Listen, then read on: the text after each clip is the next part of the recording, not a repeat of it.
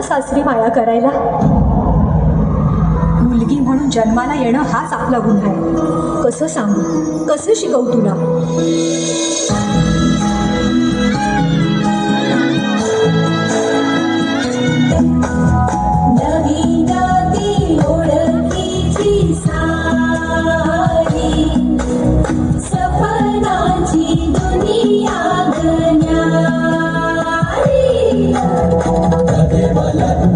Sudanta